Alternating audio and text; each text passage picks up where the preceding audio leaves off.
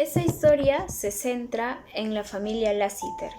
Ellos demostraban a la sociedad ser una familia perfecta, el señor Boone Lassiter como cabeza de la familia y la señora Loretta de Lassiter, compañera de hogar. Fruto de ese amor nace Mike Lassiter, un joven muy callado pero inteligente.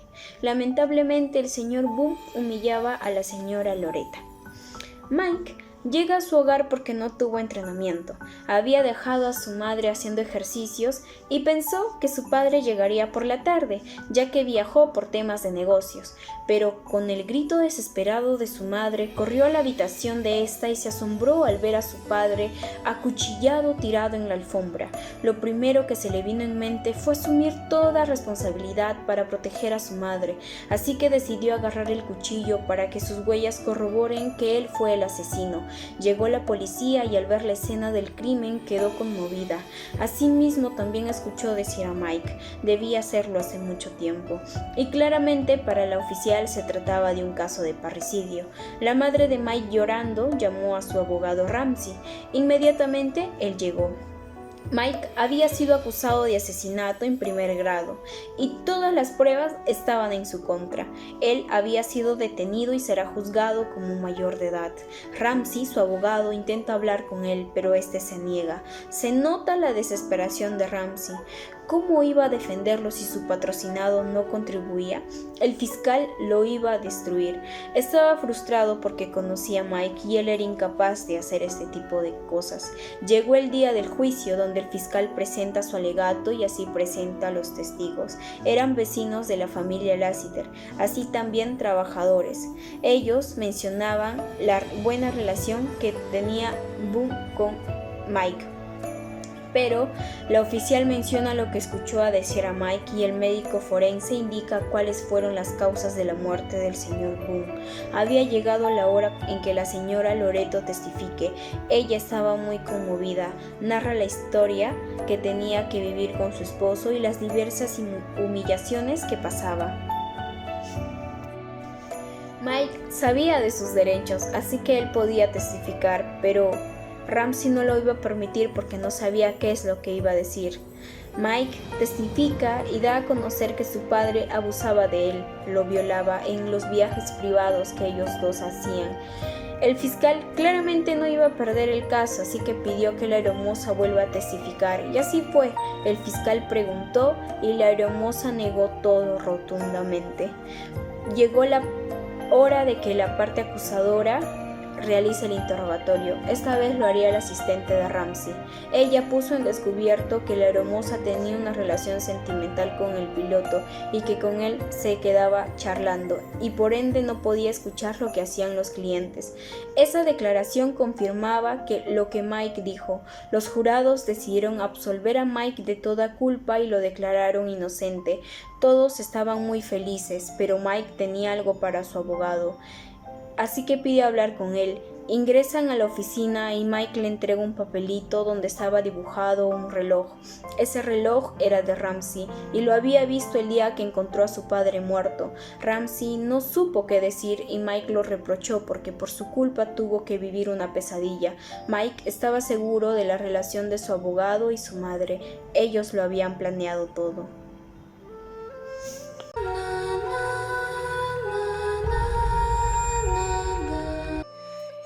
Infinidad de veces hemos escuchado la frase defender lo indefendible. Cualquier intento por hacerlo podría significar una derrota segura. Más aún, si no se tienen las herramientas para una defensa óptima.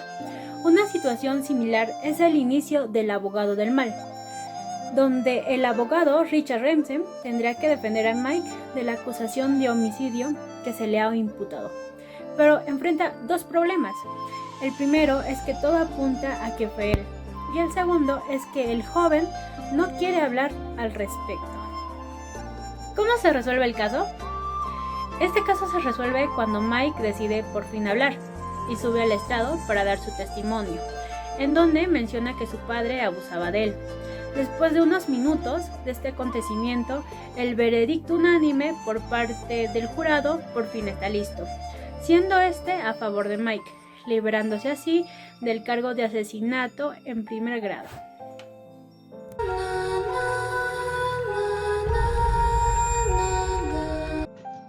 Vemos que en el video se presenta el derecho internacional, basado en el sistema jurídico del Common Law. En cambio, en el Perú tenemos al Civil Law, donde nuestras normas están escritas, en referencia al Código Penal.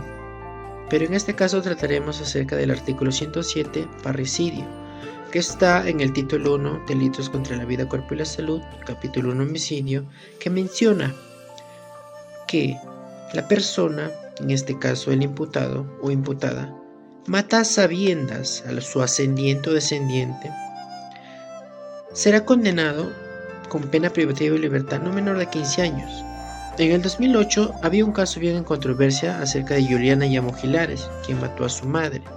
Según la normativa, esta tiene que ser condenada de acuerdo al Código Penal, donde vemos que la primera sala penal en reos en cárcel de la Corte Superior de Justicia de Lima condena a 12 años de pena privativa de libertad y a la vez una reparación de 30.000 soles, de las cuales se apeló.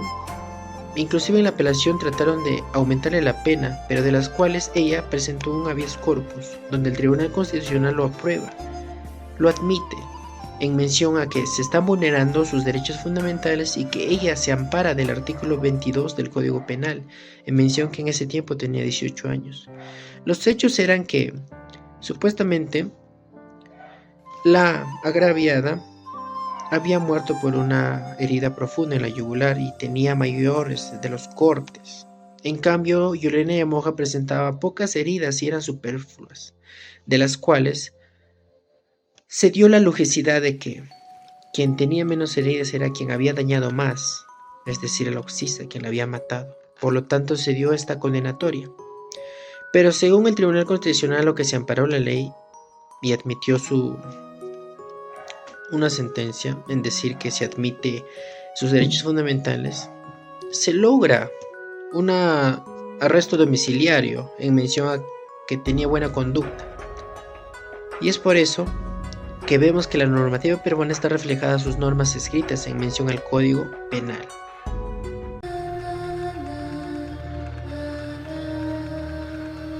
Bueno, continuando con el análisis de la película El abogado del mal.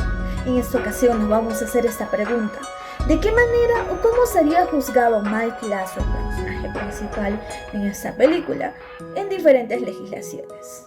Bueno, acusado de asesinato en primer grado. Bueno, en nuestro país vamos a definir primero qué es el asesinato en primer grado. Es cuando hay un acto intencional, un acto deliberado, un acto pretendido o con pretensiones y premeditado. No es necesariamente con meses de anticipación, sino incluso poco tiempo.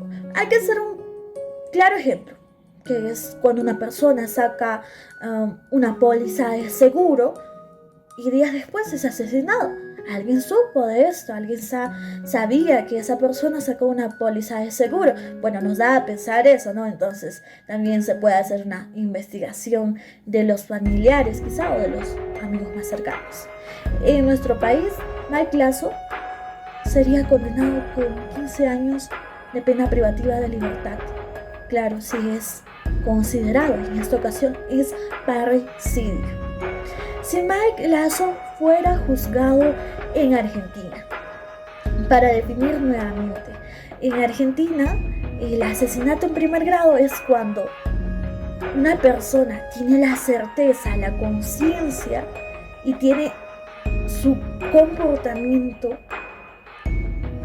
dirigido a otra persona con malas intenciones y con una consecuencia que una persona sabe que va a llevar a la muerte a la otra, premeditadamente, pensado, con plena conciencia. Mayormente en Argentina los mayores casos de homicidio, asesinato en primer grado son de envenenamiento o estrangulación. Bueno, en el artículo 118 del código, pues se interpone una reclusión perpetua o prisión perpetua, que en nuestro caso vendría siendo cadena perpetua. Bueno, si esto se hubiera realizado, esta acción se hubiera realizado, Mike Lazo fue juzgado. También estuve averiguando cómo sería juzgado en otros estados en Estados Unidos, pues ellos lo definen primero en esa legislación como un homicidio capital, bueno, el asesinato de primer grado. En algunos estados esta acción es más grave y en otras no.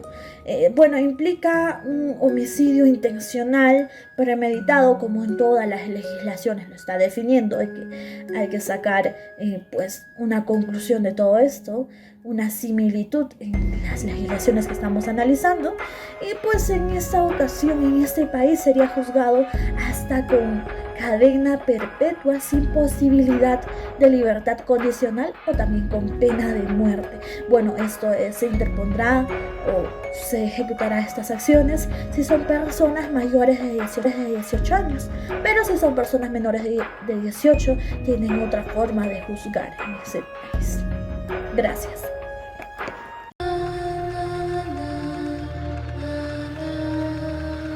La película El abogado del mal es una película estadounidense del año 2016 que trata sobre el abogado Richard Ramsey, que debe defender a un joven de 17 años que está acusado de haber asesinado a su padre millonario, quien en realidad fue asesinado por el abogado del padre, el cual tenía una relación con su señora esposa. Nuestro trabajo se centra en cómo se resolvería actualmente en nuestro país, e investigando en el Código Penal y en las redes, descubrimos que el joven de 17 años hubiera recibido una pena de 25 años de prisión preventiva.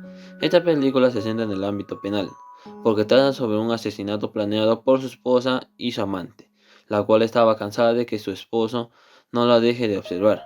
Luego de varias audiencias, el joven es declarado inocente y acaba libre, y con ganas de querer vengarse del abogado, porque al final el joven los descubrió que todo eso había sido planeado y el culpable era el señor abogado. Y así es como concluye nuestro trabajo. Muchas gracias.